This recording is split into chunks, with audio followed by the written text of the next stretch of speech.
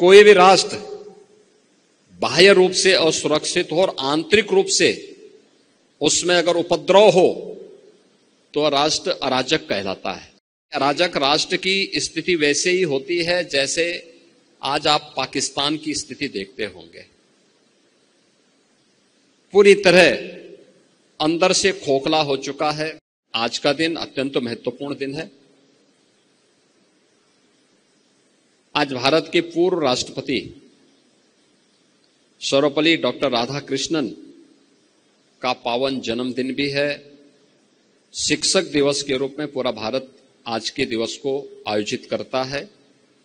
मैं इस अवसर पर भारत के पूर्व राष्ट्रपति सर्वपल्ली डॉक्टर राधाकृष्णन जी की स्मृतियों को भी नमन करता हूं, क्योंकि उनका पूरा जीवन शिक्षा के लिए समर्पित था। वे एक चिंतक थे, एक दार्शनिक थे और उन्होंने शिक्षा जगत से जुड़ी हुई भारत की परंपरा और संस्कृति से जुड़ी हुई मुद्दों को अपने दार्शनिक अंदाज से देश और दुनिया के सामने प्रस्तुत किया था। आज का दिन शिक्षकों के सम्मान का भी दिवस है, अपने गुरुजनों के सम्मान का दिवस भी है। और हम लोग गोरक्षपीठ से जुड़े हुए आचार्य द्वे की स्मृति में इस व्याख्यानमाला की शुरुआत कर रहे हैं। राष्ट्रीय सुरक्षा के बारे में जो विभिन्न आयामों की चर्चा यहां पर जनरल चौहान ने की है, वह न केवल वर्तमान की है बल्कि भावी भी है। और आचार्य चाणक्य ने एक बात कही थी कि कोई भी राष्ट्र बाह्य रूप से असुरक्षित हो और आंतरिक रूप से उसमें अगर उपद्रव हो तो राष्ट्र अराजक कहलाता है। और अराजक राष्ट्र बहुत शीघ्र समाप्त हो जाता है। यानी अराजक राष्ट्र की स्थिति वैसे ही होती है जैसे आज आप पाकिस्तान की स्थिति देखते होंगे। पूरी तरह अंदर से खोखला हो चुका है,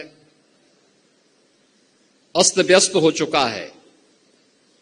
ये अराजकता किसी भी राष्ट्र को दुर्गति के कगार पर ले जा करके उसके अस्तित्व के सामने प्रश्न चिन्ह खड़ा कर सकता है।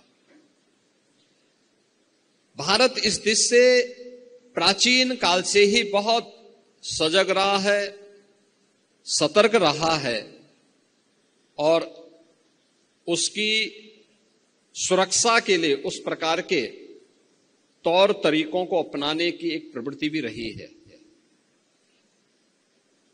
वैदिक कालखंड से ही हर भारतीय को इस बात की शिक्षा दी जाती है कि धरती हमारी माता है, हम सब इसके पुत्र हैं। माता भूमि पुत्रो हम पृथिव्या। धरती हमारी माता है तो मां के साथ कोई भी सुयोग्य पुत्र किसी भी प्रकार की छेड़छाड़ और अराजकता को बर्दाश्त नहीं कर सकता है। कोई भी पुत्र नहीं कर सकता है। अगर भारत की आन मान और शान के साथ कोई दुस्साहस करेगा तो हर भारतवासी उठ करके खड़ा होगा। और यही तो प्रभु श्री राम ने हम सबको कहा था। उनका उपदेश इसी बात को लेकर के, जब उन्होंने जंगलों वन के दिनों में जब वनवास उनको हुआ, वन के अंदर, और उस समय की भारत की सबसे बड़ी चुनौती जो थी, वे जो राक्षस थे, रावण के राक्षस थे, उन राक्षसों के उत्पात के बारे में, उनके उपद्रव के बारे में जब उनके सामने इस बात को रखा था तो उन्होंने एक ही संकल्प लिया था। तब उन्होंने कहा था, भारत की विद्वत शक्ति के सामने उस समय उन्होंने एक ही संकल्प लिया था, निस्सरहीन करो मैं मुझ उठाए प्रण कीन। यानी एक ही प्रण किया था कि मैं इन राक्षसों को पूरी तरह समाप्त करके इस धरती को राक्षस विहीन करूंगा। ये राक्षस विहीन करने का मतलब उन उपद्रवी तत्वों को जो हमारी राष्ट्र की सुरक्षा में सेंध लगा रहे हैं, इनसे अपने राष्ट्र को मुक्ति दिलाऊंगा। यह संकल्प राम राज्य की आधारशिला बनी थी। याद रखना, राम राज्य एक आदर्श व्यवस्था है राज की, शासन की आदर्श व्यवस्था, जिसमें किसी भी प्रकार का कोई दुख, कोई रोग, कोई शोक, कोई संताप, जिसके लिए कोई स्थान नहीं।